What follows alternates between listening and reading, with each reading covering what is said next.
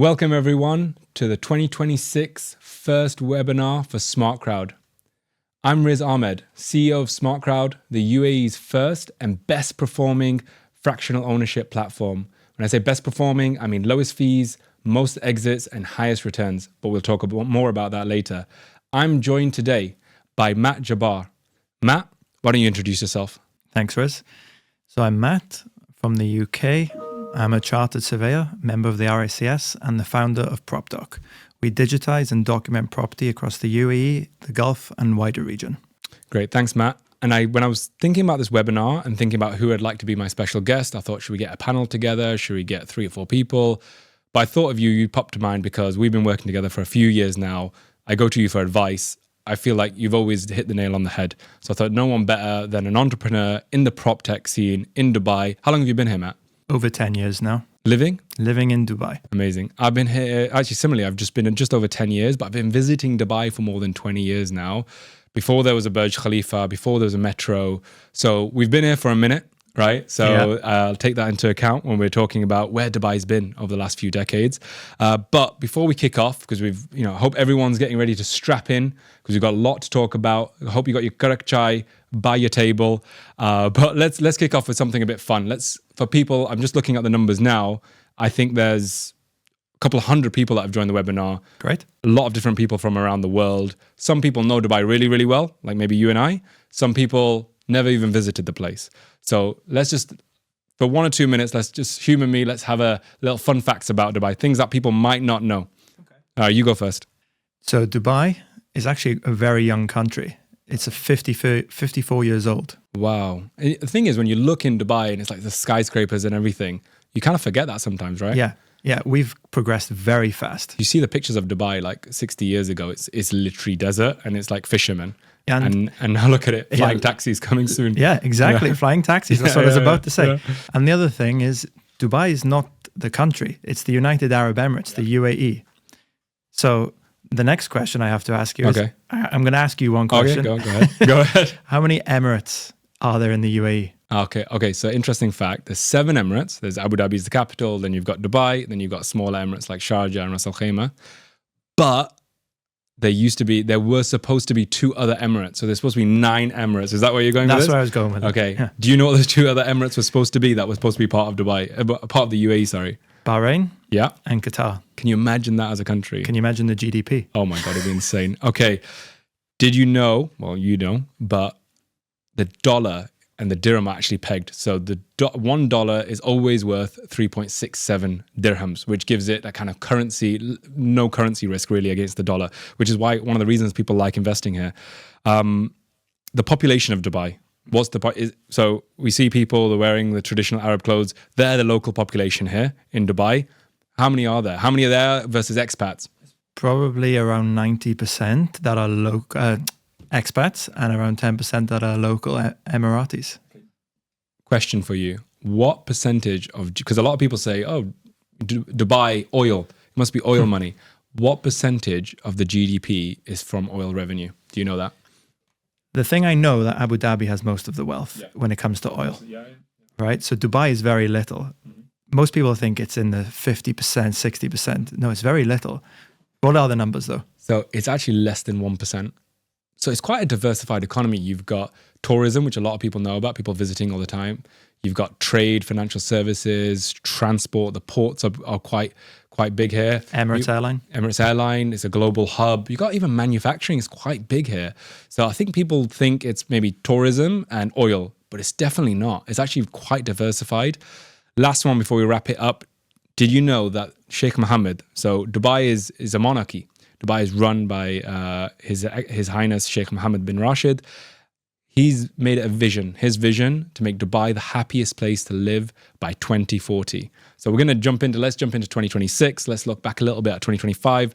Let's look at the data. We've got reels and reels of information here, but let's jump into it. So when we were coming up with a title for this webinar, we knew we wanted to talk about 2026, okay? The question, I don't know how many times you get asked this. I get asked this every other day. Is the market crashing? Then some people go, is it correcting? Last week, someone literally came up to me and said, Habibi, don't tell anybody, okay? I know the market will crash. I'm like, how do you know that? He's like, somebody told me. I'm like, who told you? And he was like, no, trust me. So let's look into this. This is why, and this is not about, we're not a brokerage here. We're not trying to upsell people and do a transaction and then we're gone, right? We're long term in the market. SmartCrowd is, you've got your reputation in the market. So let's talk honest facts here, okay? Let's talk about the crash. Is there a crash? Is there data showing there's a crash? Has it happened before? Why are people talking about it? So let's start by just defining what's a crash and what's a correction, okay? So I think most people would be surprised to hear a correction is between 5 to 15% decline. Mm-hmm. Anything above that starts to get into the crash territory. Okay. So it's a short-term, immediately drop in property prices by more than 15%. Generally speaking. Okay. Interesting thing. I want to pull up a chart in a second, but for your anecdotal stuff here, is I remember 2023, I had a couple of friends and they were like, a crash is coming. Okay. Again, it became this, I know there's a crash coming. One was my neighbor. That they sold their properties, their family houses, and they were like, we're at the top of the market. They made a decent money and they went to start renting places. Not only did the rents go up, but the property prices also went up. So they now can't get back onto the property ladder. One's actually had to move his family back to the UK because he's like, it's just become too expensive. Yeah. So people have been talking about this for years. This is not a new thing, right? But can we pull up the data? I just want to show everyone at home this graph. You and I were discussing this graph earlier. It takes us back to 2008, just before the financial crisis. I'll hand it over to you. Talk us through what's happening here, because it's up and down, right? So yeah. And now we're right. We've gone the highest that we've seen in over 2 decades. Talk us through this. So this chart that we're looking at is from Property Monitor. It's basically showing the peaks and troughs since 2008. It actually reflects a healthy property cycle. It's not too dissimilar to other cycles around the world. So 2008, most people know the global financial crisis. Following that, then you had a few years of up and down, but nothing major. And then there was a few years, 1 or 2 years of constant growth. Constant growth. And that took us probably just similar to the 2008 peak before the crash actually happened. And then for about 3, 4, 5 years, there was this constant steady decline going down. Yeah, that's when I moved. I moved in 2015. Same. Right? Yeah. So you saw the market was starting to decline. So just for the audience at home, prior to this, I was the CFO of GEMS Education. So I'm always looking at the data, enrollment data, schools. And we could see in our premium schools at that time, the enrollments were going down in premium schools. So we could see ahead of time what was looking like happening less kids year on year. Yeah, in the premium schools. People moving to the mid-market schools. We started opening mid-market schools as well. But premium schools, you could see it. It was a slow decline. So it was very, very visible to everybody that Dubai was struggling a bit. And then we had this, what we can call a bit of a crash, right? During COVID, which was around the world. Yeah. So the two main crashes that have happened in this period is 2008 and pandemic. The pandemic was more of a dip when you look at the numbers retrospectively in hindsight. So it was really the springboard for what has happened since then. The past 5 years have been nothing but constant growth. Dubai in general, most people would say you couldn't have gone wrong buying, and in most communities, right? Because you generally would have made money.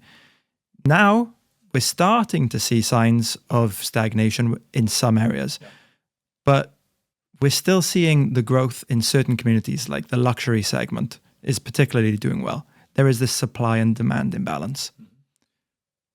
So if I look at it again, nothing specifically that's happened in Dubai has caused these crashes. These are exogenous shocks, external shocks that happen globally, right? If you look at charts across the world, they would show the same dip. Actually, what I'm seeing here is Dubai rebounding.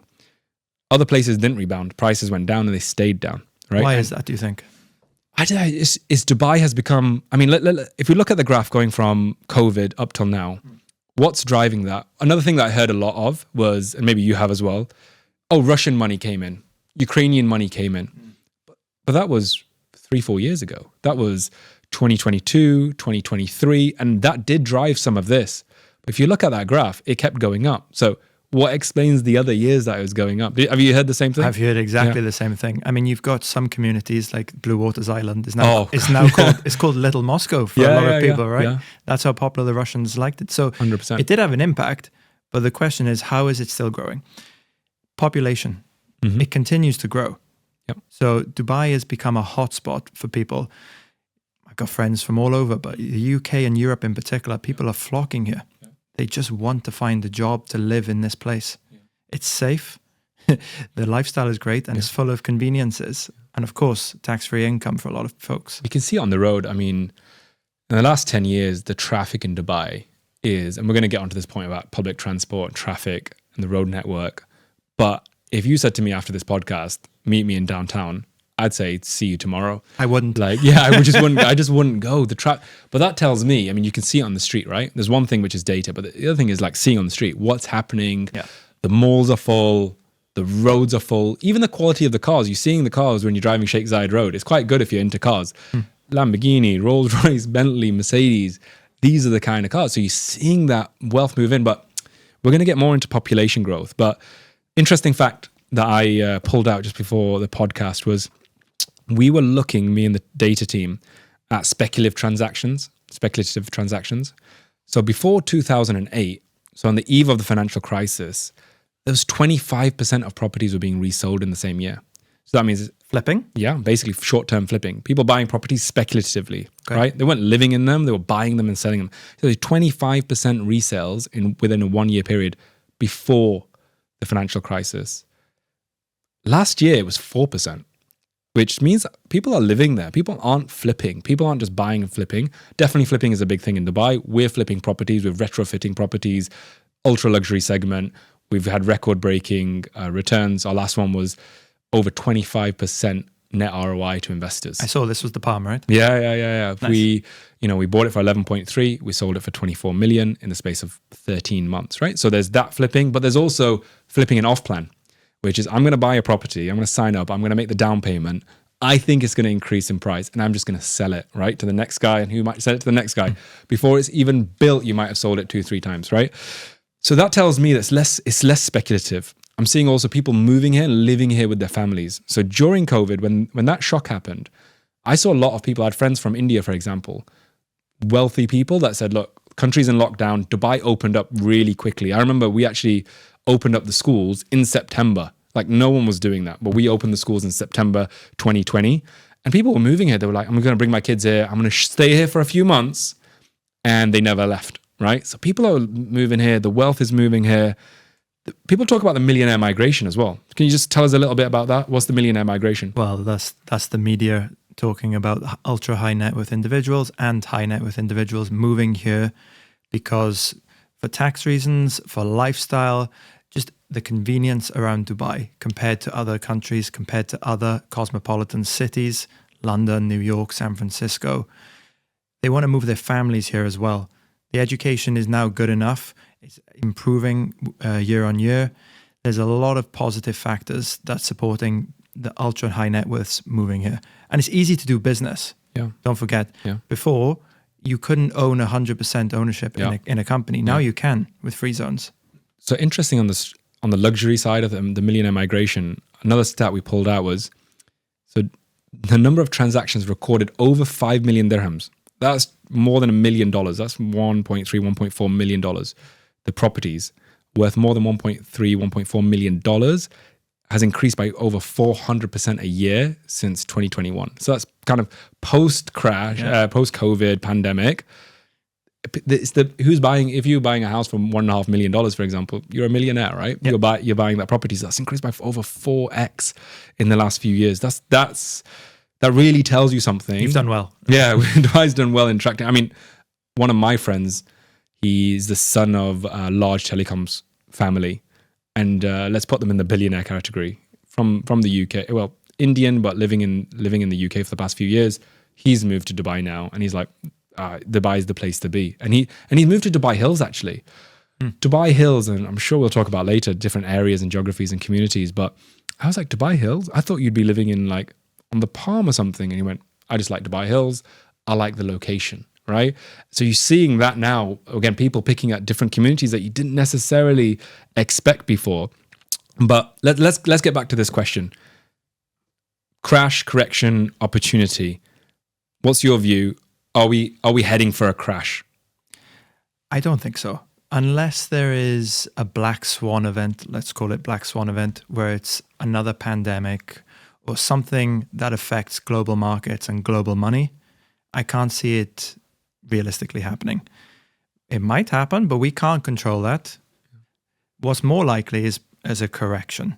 In certain areas, I think you're going to see communities correct steeper, and then other communities might still perform. Luxury, for instance. Let's get into that then. So crash, I'm of the same view. The one thing I think will be interesting, if there is a crash for whatever reason, or let's say crash, if there's a black swan event, I don't think it's actually going to lead to a crash immediately, because people will go, when's the last time it happened? COVID. I wish I had bought in COVID. So people will be holding on to their properties, because if COVID happened again, I don't think anyone would be selling. People go, no, I'm not falling for this again. Because I know people that sold during COVID and they're regretting it. Big time. Big time. So I think if something happened, people go, I'm not selling. I'm gonna stick. So you might see a slight decrease, but I think there's, as you see in this cycle that we've got, Dubai bounces back, right? And that goes to some of these fundamentals, which is, so you mentioned foreign ownership, golden visas. The last few years, Dubai introduced, so for those at home that don't know, in Dubai, you could only have generally a work visa for 2 years, and you were kind of a little bit beholden to your employer. You lost your job, you lost employment, you basically had to find another job quickly or go on a tourist visa and get a new visa for 2 years. A few years ago, Dubai introduced a 10-year golden visa. A lot of people have got this. I mean, they gave it to scientists, entrepreneurs, innovators. If your salary is above a certain threshold, which isn't a crazy number, they started giving you golden visas. So a lot of people now, and they get their families on the visas. This is the other thing. So now people have 10-year visas. They're now setting routes. Again, when I'm looking at the school data, I've spoke to a few different school heads when I came here. People are staying longer. They've moved their families here, and they want to stay longer. So that's a bit of a different. But go ahead. You see it as with the number of schools being built as well. Yeah. There is a lot of schools being built. So before, again, looking back at the chart, before 2015, when I moved here and I'm working at the UAE's largest school group at the time, the world's largest school group, and there was a bunch of new premium schools being built in Dubai. Then it kind of stopped for a while. For a few years, there was no growth. In the last few years, I can't even count the number of premium schools. Harrow School is an example. They've come in, they're opening 2 branches. I mean, those campuses are like $100 million. People don't realize how much investment you have to make. I've lost count of the number of premium schools moving to Dubai. They're not taking a short-term bet on Dubai. They're taking a long-term view on Dubai. So since you mentioned correction, let's go into that phase. Okay, I think the big thing which really put this word correction out there was in May 2025, Fitch, one of the 3 top global rating agencies, alongside Moody's and S&P, said, we think there's an up to a 15% correction going to happen in Dubai to the end of 2025 and 2026, right? That caused a stir. That caused a massive stir. I remember being on Dubai Business Breakfast and straight away got asked that question. This was in mid-2025. And straight away got asked that question. Like, we're going to go into a correction, right? Going to go into a correction. I've got to just state a caveat here. Fitch, Moody's, and S&P, they were the same guys, rating AAA. They're AAA ratings for subprime mortgages in the US, right? So I take anything they say with a bucket of salt, but it's good to look at the data. Yeah. So what was their hypothesis, let's call it, right? And let's explore whether that hypothesis is turning out true or not true. They basically said, I've got it here, they expected a potential 15% price correction in Dubai real estate in 2025 and 2026, driven primarily through an oversupply from the record number of projects that were launching in 2024, 2025, which estimated about 270,000 new homes being built by 2026. They said, look, although there's a supply surge, the fundamentals of Dubai are strong. Demand is strong, robust banking, etc. But this market is now normalizing. So that did cause a stir. People go, oh, correction, etc. People got a bit nervous. Actually, funny thing I should say, this again has been going on for a few years. And all my friends that said, we're going to buy property, but we're going to wait for the crash or wait for the correction, they're all sitting there going, prices have kept rising, right? So let me hit that back over to you. this basically, the supply was the issue. They said this is going to happen in 2025 and 2026. We're now sitting almost halfway through that prediction. What happened for the rest of 2025? Supply didn't hit the market as predicted. So there is a forecast on how much supply is supposed to hit the market, whereas in reality, I think it's like 1 in 2 actually get completed to what was forecasted, which has a knock-on effect later on. But it's probably a good thing because your supply and demand has less of these steep variances, right? So,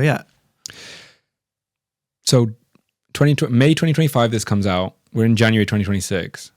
Have property prices gone down at all, or what's happened with property prices? No. They've gone up. They've gone up. They've gone up. I mean, look at the graph, right? It tells you everything you need to know. What you're starting to see in certain areas is rental decreases or rental stagnation. But that is in specific communities where there is an oversupply.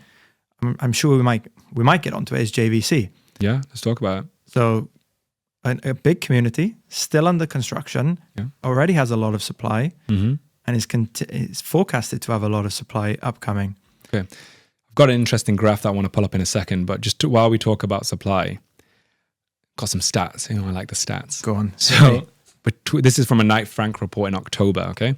And it was analyzing the 9 months of 2025 from January to September. First, they said between 2022 and 2024, of the planned units that were due to complete in those years, only 60% actually got delivered. In 2024, of the 60,000 homes that were due for completion, only 50% were handed over. Last year, 2025, was even worse. It was less than 50%. So they were supposed to have 62,000 homes that were basically handed over by September. Less than 30 were delivered.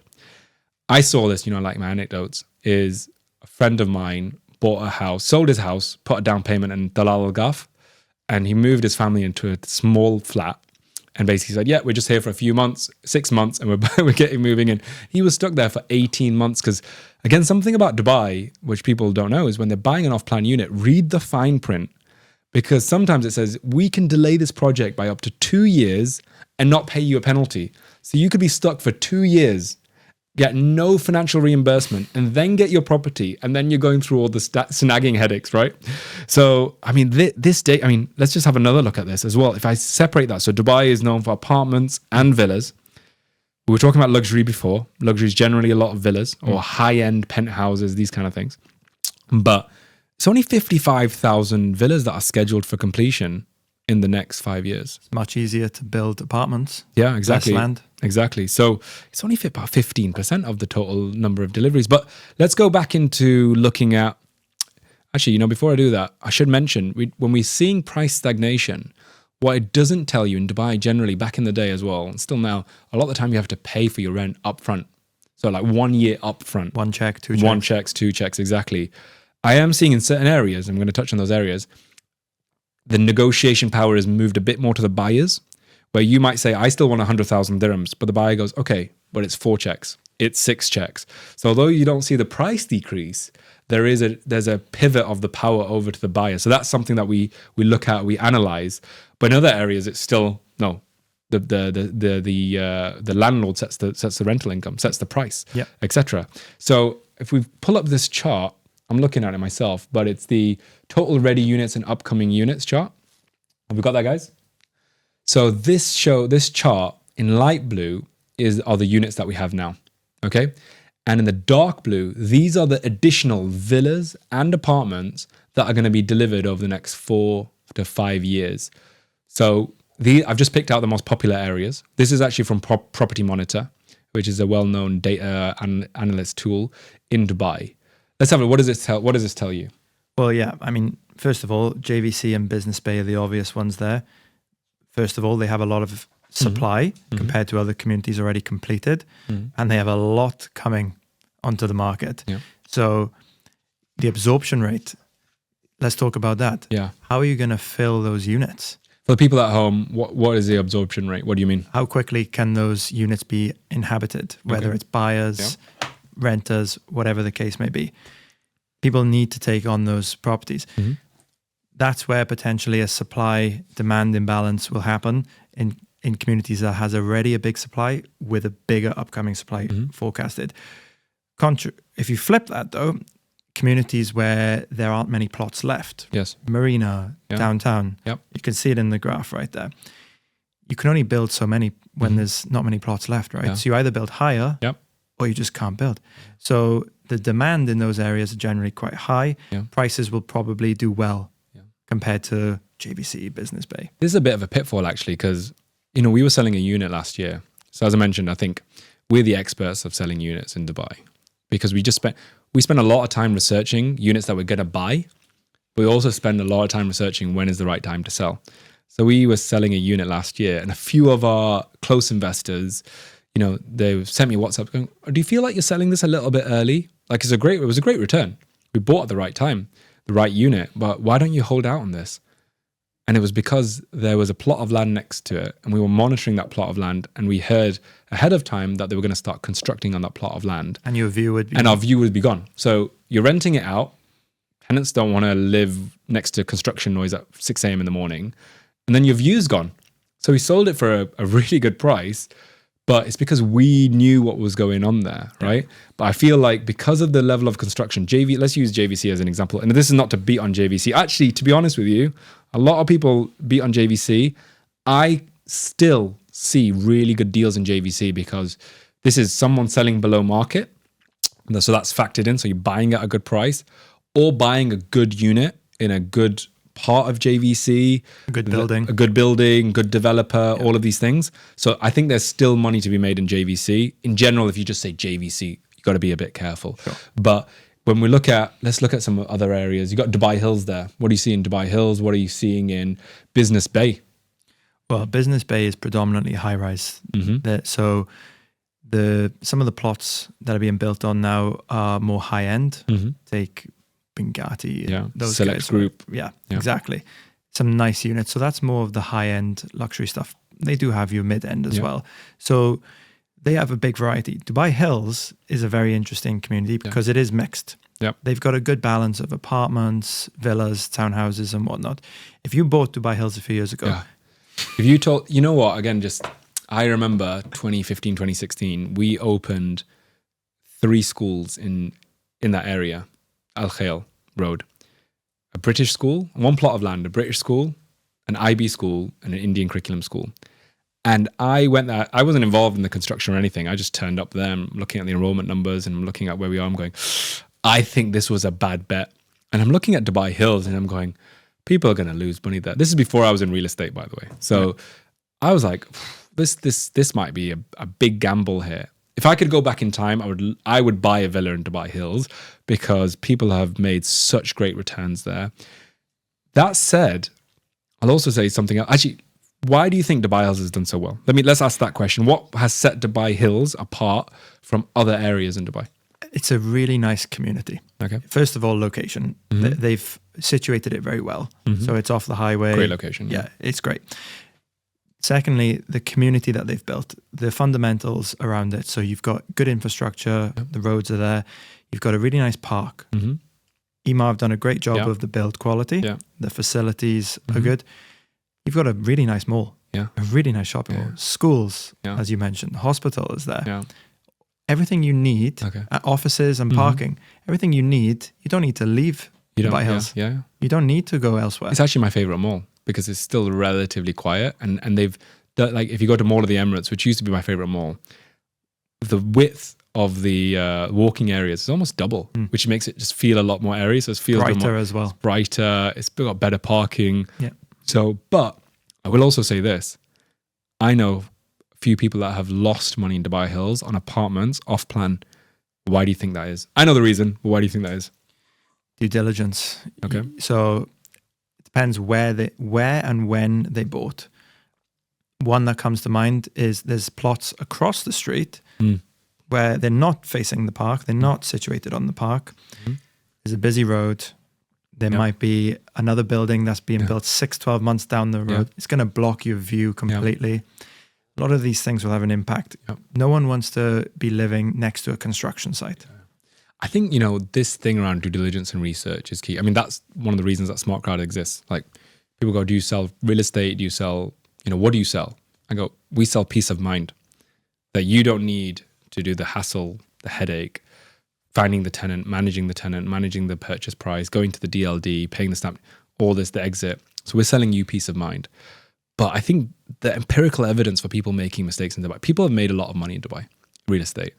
And actually, before I became the CEO of SmartCrowd, while I was at Gems, I actually got introduced to SmartCrowd as a customer because I was trying to buy a property for 6 months. I couldn't decide what property to buy. Didn't want to manage it. This is going into 2020, end of 2020, beginning of 2021. And I discovered SmartCrowd and started investing in SmartCrowd. So I became one of the largest investors, and then the rest is history.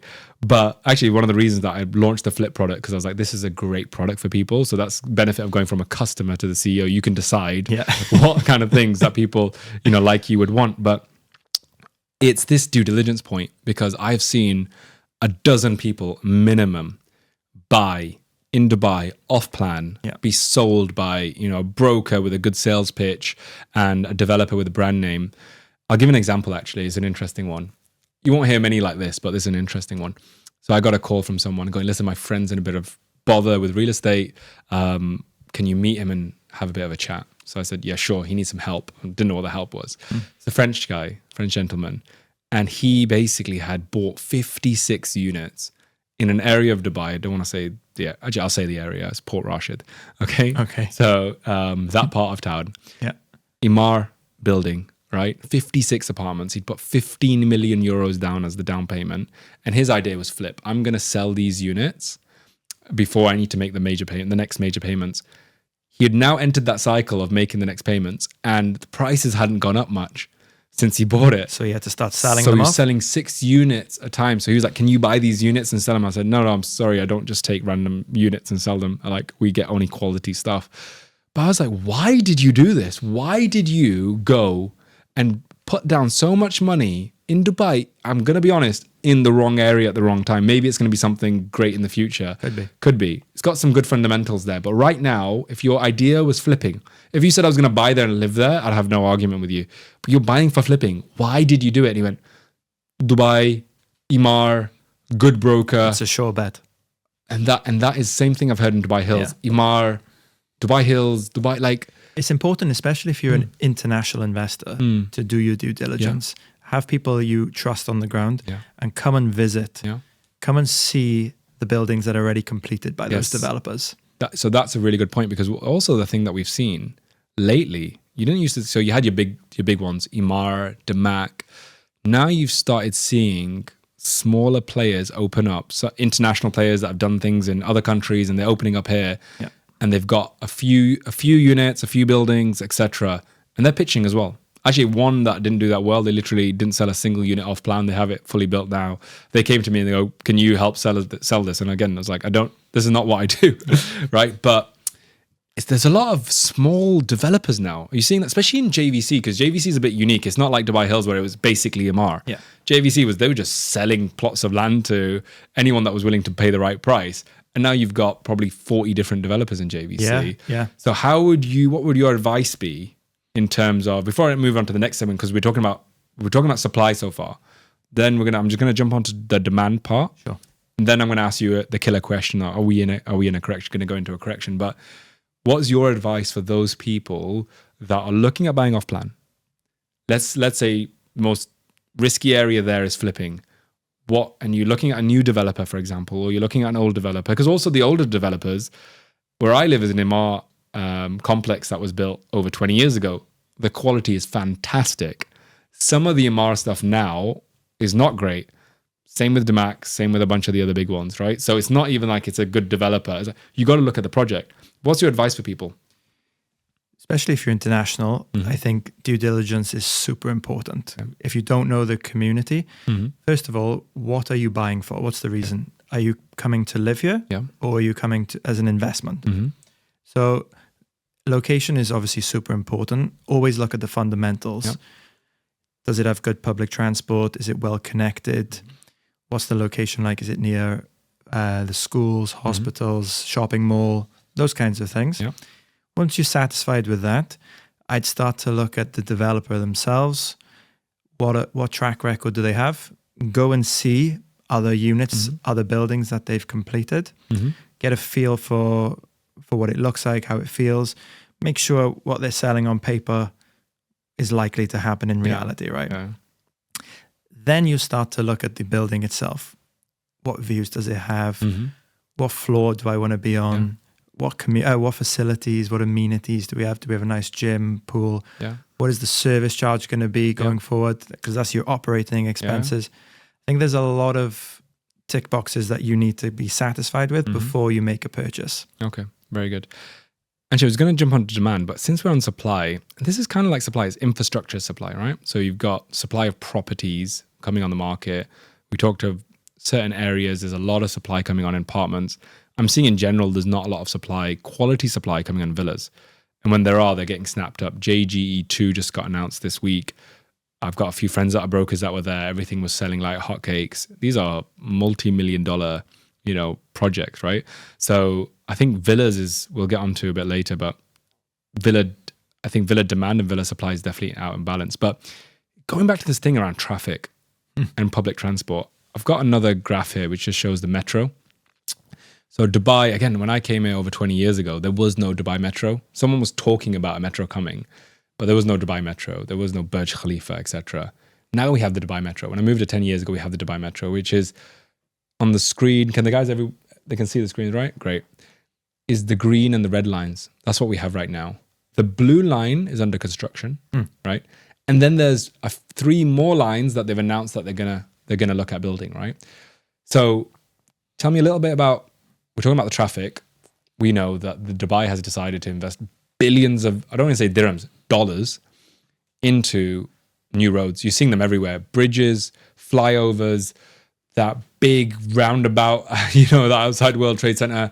There's 4 flyovers coming. They're fixing that whole thing up. I've never seen the project for road infrastructure as I've seen in the last 12 months. So they're pumping in the RTA, the Dubai's Road and Transport Authority have announced huge plans there. Tell me what's happening on the metro line, public transport. Let's then talk about how that is going to impact property prices, you think? Sure. All right. So the red line and the green line, as you said, they historically basically run straight. Yep. Sheikh Zayed Road mostly. They then extended the red line to go towards Expo, the new airport on the other side of town, right? So in doing that, they connected a community called Al Fajan, DIP, Dubai Investments Park. Those communities instantly became accessible for people who aren't ultra high net worth individuals, right? The day-to-day workers in Dubai. They could get around much better. Now we're starting to see this blue line come into play. Al Jadaf, Festival City, even Silicon Oasis, Dragon Mart, Silicon Oasis. When I moved into Dubai 10 years ago, and I lived my first time in Silicon Oasis, and when you said Silicon Oasis to people, it literally seemed like you were living in a different country. The desert. It was literally a road into the desert. Back then, yeah. Now Silicon Oasis, and especially with this metro, that's just going to be part of Dubai. I've just noticed this in general. Like before, it's like if you're commuting more than 10 minutes, it was like disaster. Now 20, 30, 40 minutes is absolutely normal. It's ordinary. And the fact that the metro will go to Silicon Oasis, but then what impact does that have? And I'm glad you picked up on Al Farjan, because my previous job, we had plots in Al Farjan and we gave them up, but we knew there was a metro coming. And I just always monitored Al Farjan, and the price increase, they've gone through the roof. Yeah. Because you got the metro, but also what followed is a lot of nice villas being built. Yes. So you got villas of 10 million dirhams plus being sold in Al Farjan now. So yeah, tell me how do potential investors look at the metro line, the public transport, look at the road network, and how does that feed into their decision on whether to invest in a property? Well, let's use London as an example. You've got the tube. If you're near a tube station within walking distance, your property's worth more. Yep. It's quite simple, right? 20 minutes to the walking distance to the tube, your property's worth more. It's very simple. If you're within 5-minute walking distance, you are sorted. Yep. So it's the same thing, same principle here. Those communities are going to increase in tenant occupancy, so they're going to be full. Yep. More buildings will be taken up there. As the metro expands, Dubai is going to be a lot more easy to access different parts of Dubai. You can go from one side to the other in an hour pretty easily. If you then think a bit more macro, you've got Etihad Rail. So that's connecting the country now. Okay. Tell us a little bit more about it for those at home that don't know. What's Etihad Rail? What is it about? The grand scheme of it is to connect the GCC. So it's going to go Qatar, connect to Saudi, connect to the UAE and Oman. Okay. It's kind of like the Eurostar in Europe, for instance, right? Connecting multiple countries. So it's really good for cargo and passengers. So connectivity of a city is super important. Then you add the airport. Yeah. Oh, yeah. Let's talk about the airport a little bit. So generally when you're urban planning, an airport should be 25 kilometers away from the city center, right? Because of Dubai's growth, which is probably the case when the airport was built, it was 25 kilometers from anything. But right now, it's kind of almost in the heart of Dubai. It's quite close. What was the announcement recently on the airport? Where is it? So it's on the other side of town. Okay. It's near the Expo. It's Dubai South. So you've seen Emaar South, Dubai South community start to develop quite a lot. Yes. That is going to force the movement of the existing airport airlines such as Emirates, Fly Dubai. They're going to move there eventually. And that's going to drive a lot of demand to that area. Staff accommodation for flight crew. Right, exactly. So for some reason, people are very attracted to being near to an airport, even though it does cause noise. We have to say that it does cause a lot of noise. In other parts of the world, people don't want to be near an airport. Here they do. I actually didn't factor that in because we've not bought anything near the airport for a while. Like we're not strategized to buy anything near the airport. But you think here people like to buy something near the airport? I did see when the announcement got made, Dubai South prices went up. Yeah. Right? And I was kind of going, why did they go up? What drove that? So what was driving that? Well, I mean, one thought is people want to be close to the airport because they fly often. Yeah. Right. This is a place full of expats. Yes. And they travel to Saudi. They travel to different parts of the world on a regular basis. Easy commute, right? Yeah. So those, and of course now you're having flying taxis coming this year. I've got flying taxis. Yeah, I'm not sure I'll get in it, but let's fly over to the next bit then. Demand. Okay, so we've talked about supply. I think when the Fitch report came out, they said, there's hundreds of thousands of units being delivered. That's what's going to cause this, an oversupply. What's happened is half of that supply roughly has been delivered. So that kind of, this demand supply curves, they've moved. Let's talk about demand. So I like the stats. I pulled some stats out. So prior to COVID, you had 3.3 million people living in Dubai. Last year, can you guess how many people were living in Dubai? 4? Yeah, 4 million dirhams. That is just 6% alone last year. Again, I was checking with some friends and said the enrollments are always a good indicator. Enrollments have outstripped even that 6%. For schools? For schools, yeah, school enrollment. So we've gone from 3.3 to 4 million. That's 21% growth since COVID. Dubai's been adding roughly 200,000 people last year. So last year was 200,000 people.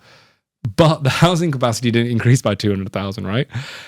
There's expecting to add another 1.35 million people between now and 2030. That is, in 10 years, an increase of more than 60%. It's huge for a city. That's huge for a city. That's huge for Dubai, right? Obviously, again, the traffic tells us a lot about that. Inside of that, we know that there's a lot of millionaires that are moving here. A lot of wealth is moving here. Before, it might have moved here for, keeping your money safe, tax-free environment. But people are moving here to live here now. They're moving with their families and they're saying either a second home or their first home, and they're moving here with their families. I've seen it. I can count more than 15 people I know that I would classify as wealthy or ultra wealthy that have moved here in the last, I'd say, 4 years. So there's these demand factors that are pulling. What is pulling people in? Why are people moving to Dubai in such troves? It's a good question. So, I mean, if I look back home at the UK, just one example is safety. Yep. You are not safe in London anymore. A lot of people will tell you your phone gets stolen out of your hand in broad daylight on a busy street. Yeah. But also Dubai's quality of life, the lifestyle here is really nice. Yeah. The climate generally is pretty good. The sun is shining. These are attractive things. And there's opportunity to work. Yes. Right? So the salaries might not be increasing as in line with the property prices, but people want to live here. They're happy to live here and be on the same as they were back home. In some cases, less. Yeah. You were telling me about this before, right? Yeah. I've got friends. So in the medical field, starting salaries here are lower than, for example, the UK. People are now coming to Dubai. I've seen two things which are quite interesting. One, they're really aggressively looking at moving to Dubai. I wasn't looking at moving to Dubai. I got asked to move to Dubai, and I thought, why not spend 2 years there, right? Yeah. Go back home. That's what I told my mum. I'm going to be there That's for 2 what we years. all told our That's what we all mums. told her. Yeah. I'll be back in 2 years, and over 10 years later. But when I'm looking at people now, they're aggressively looking. My LinkedIn, I've stopped checking my LinkedIn inbox, but it's just inundated with people going, can you help me get to Dubai, right? I'll work for whatever. If you give me a visa and help me out, I'll work. And again, professionals as well saying, my friend's a doctor, he moved here and he just said, I took a salary that was below my salary in the UK, but I was going to work my way up. And he got a job out here 9 months later and he's in a great position. So it was a great call for him. But you're seeing that as well, right? People are moving here without a job even. People don't even have jobs and they're like, you know what, I'll come here with my savings and I'll make something happen. They're taking risks. They're taking risks, yeah. Because it is still way better than the alternative. Yeah. Right? Yeah. So I think Dubai will do better than most cosmopolitan cities around the world because of this influx of people, why they want to come here. There's core fundamentals of why people move to Dubai. So let's think about where these people are going to live, right? So we talked about the millionaires. They're focused on, actually, good time to speak about this. When we're focusing on people say, hey, listen, you're doing these flips, right? We're the record keepers in Dubai on flips. They go, are you going to keep doing them? I said, yeah. They go, why? I'll give them this anecdote. Is a friend of mine, he flips properties on the Palm. And all-in cost for one of his properties was 90 million dirhams, 90 million dirhams. And he sold that property for over 160 million dirhams. He did well. In about 15 months. And I'm like, are you not worried? Are you not worried that... And he said, the lack of supply in the luxury and ultra-luxury segment is huge compared to demand. You got these people moving in. They want ready to move in, luxury, furnished. They don't mind paying the extra 1 to 10 million dirhams. So he literally, as soon as it went on the market, he got offered 150. I went, you're going to take it? He went, no, I'm going to get above 160. He waited a couple of months and he sold it for more than 160 million dirhams. That's an extreme example, but he keeps doing it. He's still doing it. We're doing it because we're only looking at flips in our luxury or ultra luxury segments, penthouses, duplexes, villas, all of this kind of stuff, right? But if you're, we've got this huge population that's coming here. Those millionaires make a good portion of that. That's why I'm very, very bullish, especially on the villas and the premium penthouses, etc. But studios, 1 beds, 2 beds, 3 beds, what's the right? If you're a first-time buyer, again, imagine you're buying off-plan. You're thinking about the population growth. You're listening to this webinar live, and you're going, "Where should I invest?" Where would you say? So you can't afford to buy a villa, right? To invest. Okay. One option is off-plan. I would my personal preference is to look at ready properties because you know what you're getting. Yeah. But if you are going for off-plan, you do need to be mindful of connectivity, all the fundamentals. Yeah. But if I'm choosing for myself, I'm buying a ready property. Yeah, I'm the same. Again, a lot of people ask me about off-plan, and I know about what's happening in the market. But key thing for me is you don't know what you're gonna when it's going to be delivered, and the quality that you're going to get when it's delivered. Is that worth the risk? Now, a lot of people have made a lot of money. They've lost a lot of money. Again, when I was making my own decision about where to invest, the reason I picked SmartCrowd was there's no Dubai index. There's no way of investing across the whole of Dubai except through fractional ownership. Instead of me buying one property, I put the same amount of money to 10 different properties. Now I'm hedged across JVC, Downtown, Dubai Hills, JLT, Marina. I've spread it across. Yeah.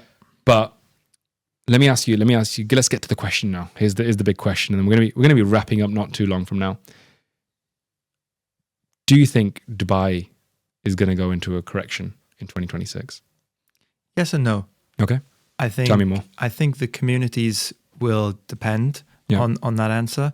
So luxury, as we've already talked about, I think will continue to do well. Mm-hmm. Your friend, I'm sure, is going to do very well still. He is. But the tertiary areas, they will struggle. Areas where there's a lot of upcoming supply, they might struggle a bit more. rents normally decrease first. So we should start looking at the data for rentals before sale prices start to decrease. Yeah. Okay, good one.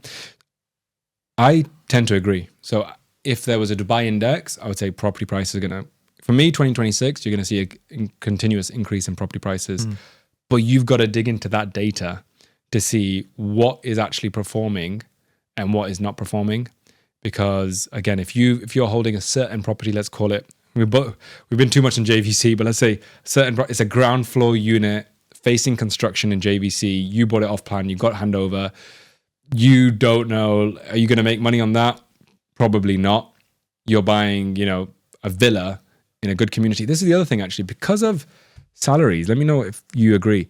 Because salaries haven't gone up as much. I've got friends here that said, look, I want to live in this area. Like, let's say I want to live in the Springs. A few years ago, you could buy a 3-bedroom semi-detached villa in the Springs for about 2 and a bit million. Sure. Now you're looking at 4 or 5 million.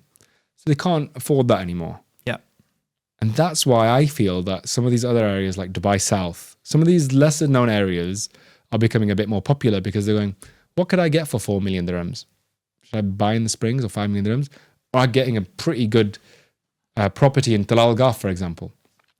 Are you seeing the same thing? Yeah. So people are being priced out of the markets that they live in today. Okay. You might be a tenant living in the Marina or the Springs or downtown, but you can't afford to buy there today. So if you do want to own a property, you have to look at those other areas. They're a little bit further out, a bit cheaper, because you can't afford to buy in the premium areas anymore. So it is both investors and existing tenants looking to move into their own home. So let me ask you the final big question here, okay? It's got sub-questions off the back of it. Do you think, in 2026, where we stand now, do you think there's still money to be made by investing in Dubai real estate? Oh, yes. Okay. Off-plan and then secondary. If I'm investing in off-plan, what's your advice? If I'm investing into? An off-plan unit. So I'm going to start looking at off-plan unit. What should I look out for? What should I do? Developer. Community, facilities, fundamentals of that location, public transport, malls, hospitals, schools, all those good stuff. I think, the funny thing about Dubai is if you do that homework that you just said, it's very hard to lose money. If you've ticked those boxes, and some of those boxes might not be ticked, but then it should factor into the price. Right. Don't pay a premium price for something that doesn't tick those boxes. It might go, but you've saved yourself a lot of hassle. Yeah. If you're buying in the secondary market, so secondary market is a ready-built unit, what's your advice? Riz wants to go buy something in the secondary market. Matt, give me some advice. Go and do a ton of viewings. Okay. Go and see what you like. Okay. Get a feel for the developer and the community. What are the facilities like? Okay. What is the service charge like? Generally, when you buy an older property, they're slightly larger than these newer ones coming to the market as well, right? So the renovation cost, you might have to do a renovation, right? How much is that going to cost you? How long is it going to take? Where do you live while it's being renovated? Yes. All these questions you have to ask yourself. And then the numbers have to stack up. That brings us to the end of the podcast. I'm going to use this opportunity to talk a little bit about some SmartCrowd units. We're going to give you, our live audience, a one-off 2% cashback promo. JVT26. Use that promo code, JVT26, to go and invest in our JVT property on our platform, a buy and hold. And we have a flip property that is over 50% funded. It's a penthouse with an amazing view in downtown. Check it out. We're going to jump on to Q&A. Oh. Okay. So how much time do we have, guys? Not long. Okay, we've talked too much, Matt. Let's nail through this. All right, let's nail through the Q&A. All right, first question. This is an easy one. Is SmartCrowd Sharia compliant? Yes, SmartCrowd is Sharia certified, Sharia compliant. So halal investing for everyone. That's good. Yeah, that's good. What's the next question? Okay, so first of all, hello everyone. I'm off camera, but thank you so much for joining us this evening. We hope you found this market conversation insightful. I've received a great selection of questions here as well in our Q&A. So I'll start with this. and let's try to get through them as soon as we can. Let's knock them through. Cool. So what went wrong the last time Dubai property market crashed, and what is different now? Matt? What went wrong? Well, COVID was a big crash.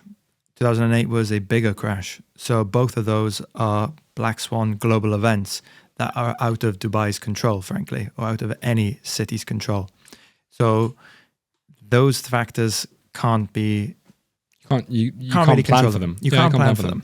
But like I said, I think if there was, again, just put yourself in the position of someone with 5 million dirhams in the bank account, 5 million dirhams in a property. If a crash happened, would you try to sell right now?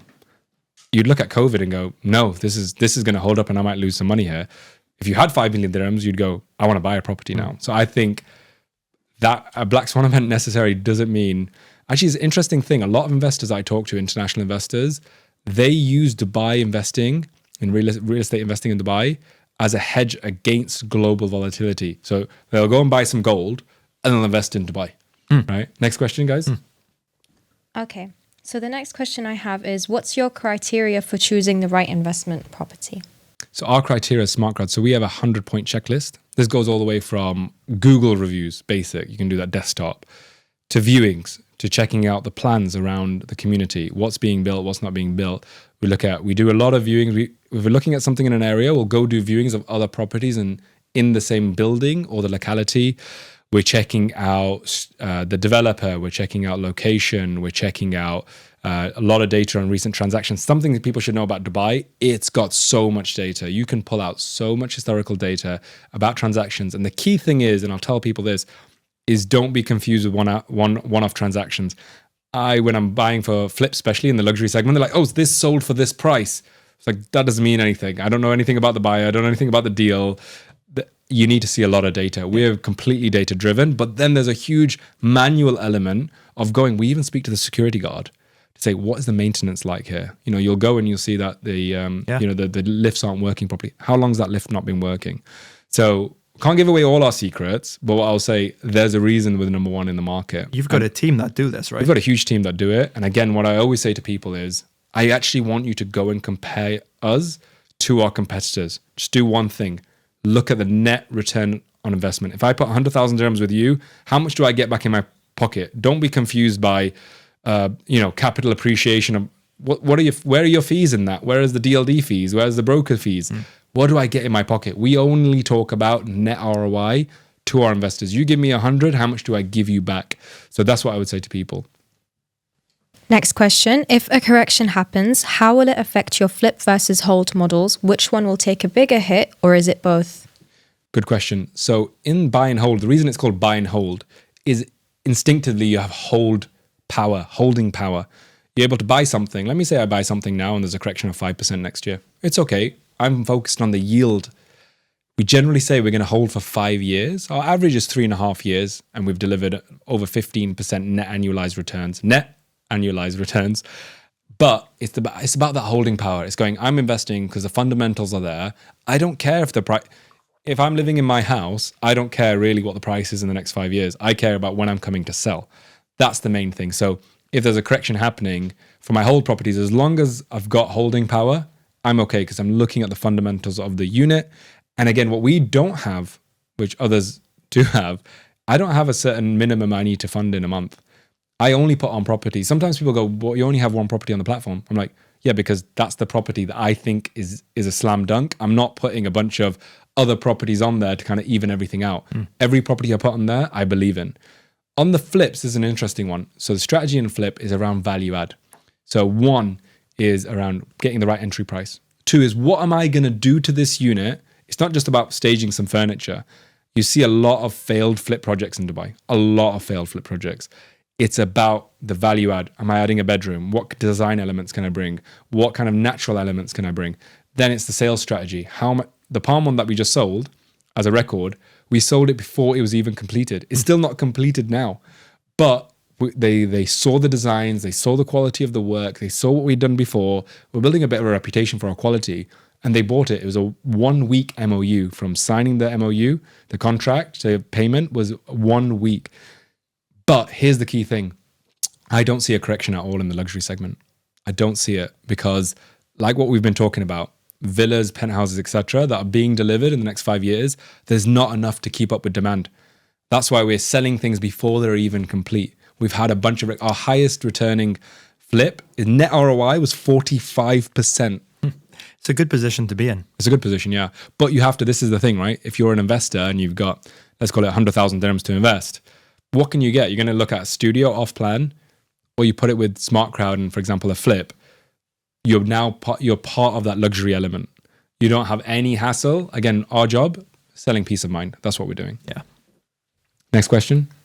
Just going off the last question you answered, maybe you can just briefly explain the difference between hold and flip.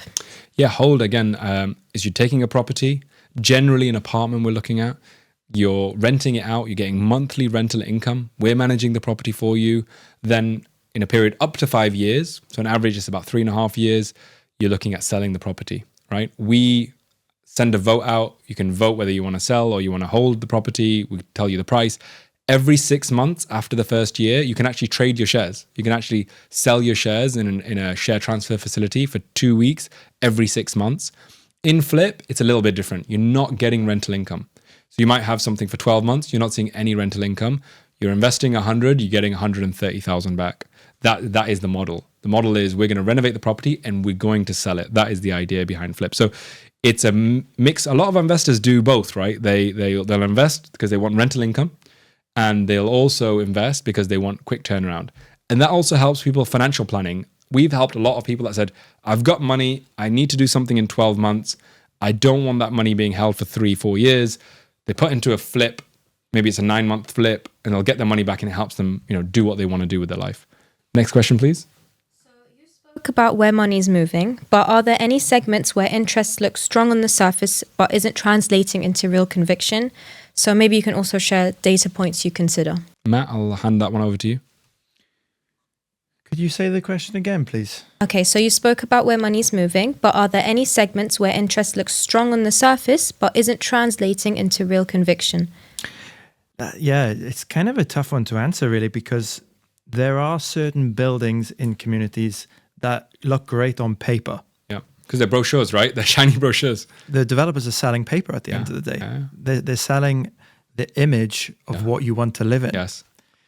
But in reality, that sometimes doesn't pan out. So it's often the case that smaller developers that are inexperienced will suffer these, okay, we're selling paper, but we don't sell reality. Yeah.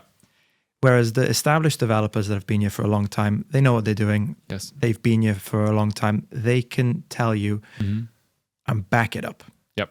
Right? Because they have a track record. They have a track record. Yeah. I guess it's a bit, I kind of compare off-plan to IPOs. So before an IPO happens, they start selling the IPO idea. When the IPO happens, there's something called an IPO discount, which is basically supposed to be 10 to 15% below than what they think the fair market value of a company is. So you're investing, you're getting in first because you think that you're going to get a discount on IPO. And the idea is it should immediately jump in the first few days of trading to 10 to 15% more. You've got a great deal. People that didn't take the risk, they buy in the secondary market a bit higher. It's exactly the same like off-plan. You're making a bit of a gamble that property, when it's listed, like a company is listed, is going to increase in value, but sometimes it doesn't. Now, a lot of people have made a lot of money off IPOs and pre-subscribing for IPOs. A lot of people have lost a lot of money there. So I think that's a good idea. It's like on paper, the company will deliver its, papers and its information and its data, and you go, oh, this is a great company and their forecasts and their plans, etc. But the prospectus is called, right? Yes. But in reality, same thing with the developers. So I think this is right. It's with the caveat that you need to be careful. Just don't follow a brand name and go, oh, it's Imar, it's whatever. It's going to be great. They do great projects. I live in an Imar property. It's great.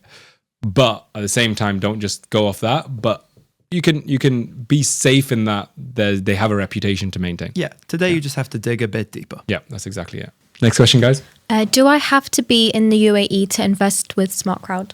No. So half our investors are outside of the UAE. They're not UAE residents. Where are they? They're all around the world. So we've got Europe, US, even Africa, East Asia, Saudi Arabia, rest of the GCC. So I can't tell you one place. It's actually completely spread around because, again, investing in Dubai, people want to do it. They don't know how to do it. They don't have the time, that headache. So they go, oh, wait, you guys know exactly how to do it. You don't charge too much in fees. You charge a little bit of fees. It's safe, and we're regulated. So it's safer to put my money with you than trying to do it myself. So all around the world, that's amazing for us because we're giving returns to over 10,000 investors globally. But about half of them actually are UAE residents. Now, when you're a UAE resident, doesn't actually mean that you're living in the UAE. You could just have a residency and be living somewhere else or part-time. But yeah, it's about 50-50. Okay, so the next question I have is, how do you see the Dubai property market in 10 years? Ooh, you want to take that one first, Matt? 10 years. Flying taxis. yeah. 2036 flying taxis. Yeah, I don't think teleportation will be just here. Hopefully not. I see Dubai as, again, one of the cosmopolitan cities of the world. More population, more business, more industry here. Yeah. You're seeing this AI push at the moment in Dubai. This is going to be the regional hub. It kind of already is for a lot of industries, but even more so, it's going to be clearly the place to be in the Middle East. You know what's really interesting? So my dad was over visiting. He just left today. Last night we were having a meal. And he literally said to me, but Dubai doesn't have that much land, right? So I pulled out the map, satellite view, and there's Dubai, which is across the coast, and there's huge pockets of sand. It's the desert. I was like, no, it's not Singapore. We're not Hong Kong. There is a huge amount of empty land around Dubai. So the thing around supply is not because there's a lack of land. There's loads of land. Damak Hills 2 is very, very far from mainland Dubai. Oh, yes. It was almost like you're in Oman, you were saying, right? The other day. But you were saying also that some of your friends that live in Damak Hills 2 like it because they're not getting hit by the traffic. But you could probably build 1 million homes between Damak Hills 2 and the rest of Dubai. You could build 1 million homes. So it's not Singapore or Hong Kong. So the perception is Dubai is a small piece of land and they're building a lot. That's why they're building towers. That is not the situation. The situation is in 10 years, if there's 10 million people living in Dubai, Dubai could accommodate 10 million people. Oh, yeah. Yeah, they could. Yeah. And there's no reason why not. Well, yeah, there's no reason. It's just a timing thing of developers and money and flows and everything in demand. So any other questions? And we'll start wrapping it up now, I think. What makes you different than competitors in the region? Really simply, anyone that asks me this question, I go to our exit tab. You'll see net ROIs on over 60 properties. That is over 250 million dirhams of exits. Go to our competitors. You'll either see no exits or you'll see a handful of exits and they don't even show the net ROIs. They talk about capital appreciation. Yeah, but where are all the fees in that? They talk about rental income.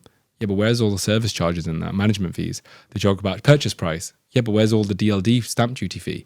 Where's the brokerage costs in this? So ask them. And I encourage people that no other platform will do this. Ask our competitors, give me this data about your returns, then compare it to our data, and you'll see a massive difference. Because it's not just about being experts in sourcing. It's about being experts in exiting as well. Great. What area or community currently stands out as an investment? Ooh, what community stands out as an investment? If you had 1 million dirhams, where would you invest? And if you had 5 million dirhams, where would you invest? So there's a plot behind Basha Heights or Tikal. Yes, yeah. Right, which is the old racecourse that is being developed. Yeah. It's called Jabbar Ali Racecourse, right? Jabbar Ali Racecourse, although it's not Jabbar Ali. Ali. I always find that funny because it's Jabbar Ali Racecourse, but it's not anywhere near Jabbar. Dubai's expanded. So yeah. And I think that's a really good plot to look at off plan. Mm-hmm. If I had 1 million dirhams, I'd be buying a ready property near a metro station. If you're 1 million dirhams ready property near a metro station, 5 million dirhams? In the Basha Heights. Oh, they're premium. Yeah. Oh, it's not small apartments, etc. No, villas, townhouses. Oh, very interesting. Yeah. Okay, look out for that one, guys. But you know what? TCOM itself, I lived in TCOM actually for about a year and a half. So it was now called Basha Heights. That hasn't seen as big price rises. It's improved, but I think the idea was it's a great location. But it's like, oh, it's cheap. And so it has that bit of stigma around it and not big villas and stuff like that. Right. So they didn't go for luxury. Big fan of the greens, though. I'm not talking about as investment opportunity, but I like the look and the feel of the greens. They went for something a bit different. So, yeah, interesting around that one opposite Basha Heights. I'll add one more. If I had a lot more money. 20 million dirhams. A lot more money, I would be looking at the new Palm Jabal Ali. Palm Jabal Ali. But don't you think maybe controversial here, that's a long-term project because the Palm now, I mean, when I was living on Golden Mile, there was no Nakheel Mall and you had a clear view of the marina. Now that view's gone and there's Nakheel Mall and they're building more stuff around it. And then since then they built Royal Atlantis, etc. Actually, we've got a flip. We funded last month past Royal Atlantis. It's going to be absolutely beautiful. So people are still building there. Palm Jabal Ali, I mean, short-term flip or long-term hold? Long-term. Okay. This is a long-term investment. Okay. For me to live in as well. Okay, for you to live in as well. Okay, great. Are you going into tokenization? Oh, good question. Yes. So interesting. We were acquired last year by Africa's largest prop tech, Nawi, backed by Etisalat and EAND. Very exciting times. And with them, we've got our tokenization license from VARA.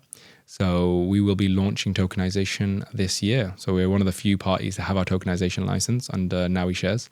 So we'll be kicking that off soon. Yeah. So very, very exciting. And that's another thing about Dubai property. It's not just buying and selling. It's new ways of thinking about real estate. Dubai, for those at home that don't know, Dubai launched the first ever tokenized title deed in the world. And it was a pilot. And now they're about to kick off phase 2. And we're hopefully going to be part of that. So we're really looking forward to more efficiency, less costs, and a very fluid secondary market. So real estate could effectively become like almost like a crypto or a stock where you're trading it. So very excited about that. They've actually set very ambitious targets for what they need to achieve in the next 5 years for the number of properties that are tokenized. So hugely, this area is an area of huge growth. Fantastic. So I'd say this is the last question. Okay, last question. And we've had a few viewers comment about how many friendships the CEO has. So our last question is, how many friends do you actually have, Riz? And is your father also your friend? Is my father my friend? I don't know. You're gonna have to ask him. I'd say we're more friends now than we were when growing up. But he's actually the one who told me when I had this opportunity to move to Dubai, because I wasn't looking at moving to Dubai. He said, "Go explore the world." You know, he moved from Pakistan to the UK when he's 14 years old on a bus. They literally were putting on these free buses from the UK and bringing people over to be laborers. Amazing. So he's like, "Go explore." I said, "I'm back in." My mum was like, "No." I said, "I'll be back in 2 years. Don't worry." How many friends do I have? I don't know, but I have about 35,000 connections on LinkedIn. So I think you're trying to rope me into that one. So I'm just giving you what you want, Lara. I'm just giving you what you want. Yeah, I think that's it in terms of questions. Maybe just a reminder for the promo as well.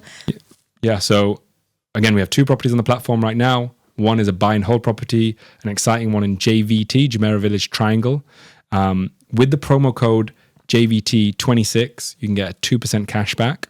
We're going to leave it open there for a week. We have a flip property with a penthouse in downtown, a 3 to 4 bedroom conversion, a quick flip in the next 9 months. To be honest, we're going to get it completed in almost half that time, but we always leave a bit of a lag just in case it takes time to sell. And that is over 50% completed in terms of funding. So get into that ASAP. And just to mention again, yeah, we are quite excited that we have recently got our Sharia certificate. So we're seeing a lot of influx, actually, investors that are very ethical conscious, want halal investing, etc. Fantastic. Yeah. So again, we've been doing this for 7 years, ladies and gentlemen. We're the best in the market. Check the facts, check the data, and you'll see us at the top. Thank you very much. Thanks, Matt. Cheers, Riz.